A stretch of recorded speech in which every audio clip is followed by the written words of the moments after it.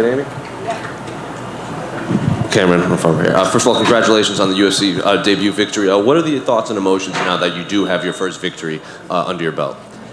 Just super grateful for the whole experience. You know, it's been absolutely amazing. We've been here for 12 days. You know, traveling from South Africa is a tall task. Climatizing, all that. So it's been a really awesome. Fight week was absolutely amazing, and it's my second time in Vegas. This experience is much different than the Contender Series, so it was really cool. The fans are super welcoming, and it's awesome. An in-fight against Steven, obviously a lot was made of Steven coming from 10th Planet, being a high-level grappler. Even in that first round, he got you in mission control. Were you expecting all of that from him when you took it down, or did he catch you off guard with anything? Definitely expected that, but not to that level, I would say. I definitely underestimated how tight he was on the ground, and I do have a lot of faith in my grappling as well, but he was super tight, so a lot of the stuff that we wanted to implement just took a little bit longer, but luckily we could create the necessary gaps. When he did get you in mission control, how tight was that? Because Joe Rogan was kind of breaking it down, because it looked like you were struggling to kind of pop out in the first round. It was super tight. It felt like a planet on top of me. You know, he has very tight hips, and hats off to Steven Koslow. He's really a good grappler. His stand-up, he's super calm. He has like a weird stand-up as well. So it was really hard to read. But by the end of the second round, we knew, okay, we got it. And I have to ask about the illegal knee with the point deduction. Did you just not see him on his knee down or anything like that? Yeah, I felt his head push up. So I thought, like, if he's pushing up, he's probably back into that clinch position. So, yeah, and I really apologize for that. That was super unfortunate. Obviously not intentional. Yeah, sorry. Was there any fear that he might not be able to continue and would be a DQ loss? Obviously, yes. That was definitely crossing my mind. But luckily, my coach and my teammate, they were in the corner just telling me to focus on your breathing, focus on if the fight continues, you need to be ready to go out there and finish it.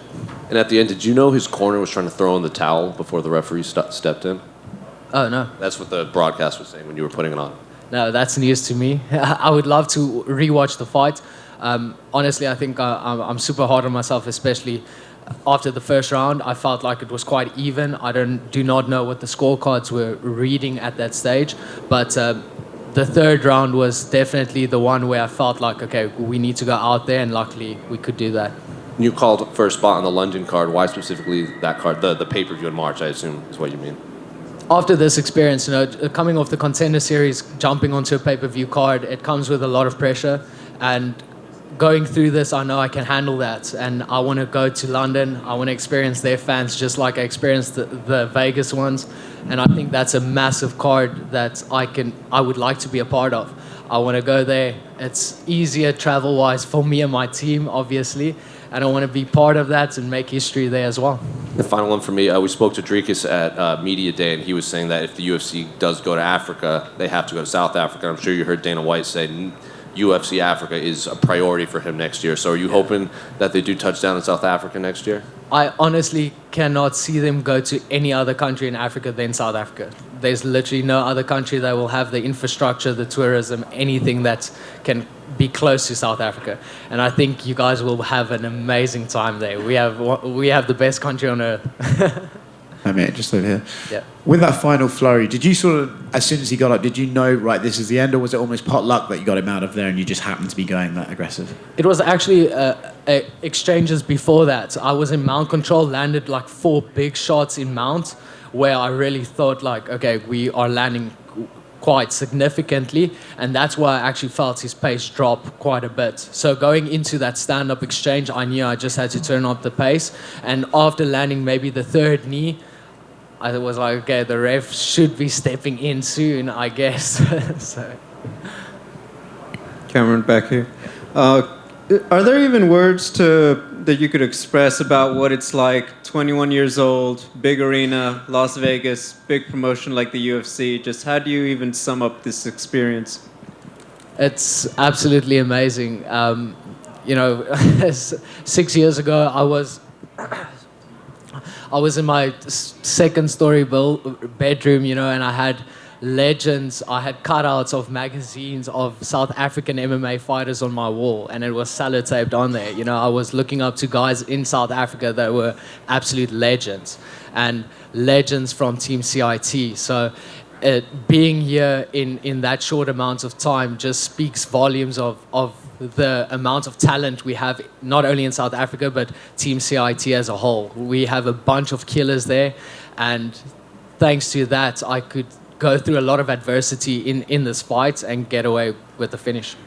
Were you able to spend a lot of time around Drakus during fight week and exchange some words with him, being from South Africa? Of course, he's one of my main training partners. We spend a lot of time together, and it's been an absolutely amazing experience. Just seeing his mindset and learning from what he has been through. Obviously, he has walked the walk, you know. So it's just something that I can look up to and look to implement in my own game, and hopefully make it my own. You have a birthday in about 10 days, correct? Yes, sir. You're going to be partying in Vegas a little early, or you're going to save it until you get back home? I'm definitely going to be partying a little bit earlier with my teammates, with my second family. So, and then we'll go back to South Africa and enjoy a good rest. Congratulations. Thank you, sir. Hey, Cam. Over here. Yes. Hey. So I imagine UFC debuts can be nerve-wracking enough, but when Dana White called you the future after your Contender Series success, did that add any more pressure to try and deliver today? Honestly, you know, him calling me that didn't really cross my mind through the whole fight week, and the build-up of this fight. I put a lot of pressure on myself to perform to the abilities that I know I'm capable of, and I know I can be very critical of that. But we'll be back to the drawing board quite quickly and look to improve on this performance. You said that there were differences between this trip to Vegas and your last one. What were the differences? Just the magnitude of the event. You know, if I had to narrow it down to something, you know, I think the Contender Series is much more isolated. This was, I think, I put a massive, almost stamp on it, and I really wanted to perform. Nice. And you mentioned to Gabriel there that you will be celebrating in Vegas. What will those celebrations sort of include? What are your vices? You'll be on the tables? No, I actually haven't gambled at all in the 2 trips that I've been here, and I think I'll look to keep it that way. It looks like it's working out for me. Congrats on the win. Thank you, sir. Congrats, Cam, on the win. You went from the Contender Series to this colossal jump, opening the pay-per-view. Was a part of you kind of happy, like, okay, good? Will he be the first guy out there, kind of get the butterflies out of the way? Yes, of course. So you have to build your base from somewhere, you know. So it was really cool to open up the card, and luckily I think we did it at quite a good pace, and I think we set the tone for the evening. So hopefully the rest of the guys can build off that. Excellent. And it was a tremendous fight. Like, it had everything: striking, the grappling, real even on the mat, like real good chess match. I'm sure you kind of surprised some of those spots, but then you had the adversity of the blood. How was that, dealing with this in the middle of the fight?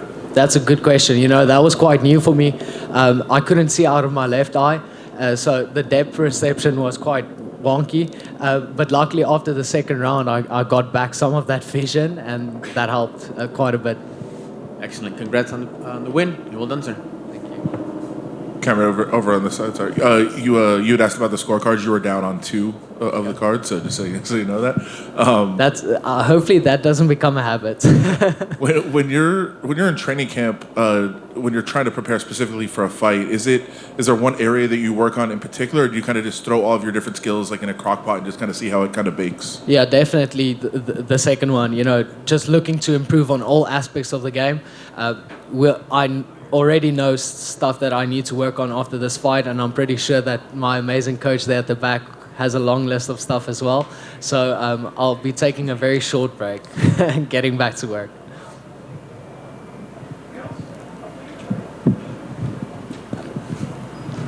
Cammy, baie geluk, my broer. Hoe het die geveg vir jou afgeloop, en wat het reg en verkeerd geloop? Just talk us through the fight from your perspective, what went right and what went wrong. So die fight, die hele experience was net regtig ongelooflik. Ek is baie dankbaar vir die hoeveelheid support wat ek gekry het van ons Suid-Afrikaanse fans by die huis en jammer as ek baie Engelse woorde in my speech nou ingooi. Maar ek is baie dankbaar vir almal wat gekyk het en wat reg gegaan het is natuurlik het ons die wen gekry. Ja, ongelukkig die knie, maar jy kan nooit sulke goeders voorspel in 'n fight nie. Dit is mal en dit is wild. So ek is net bly ons kon wegstap met dit. Ons is baie trots op jou. Baie dankie.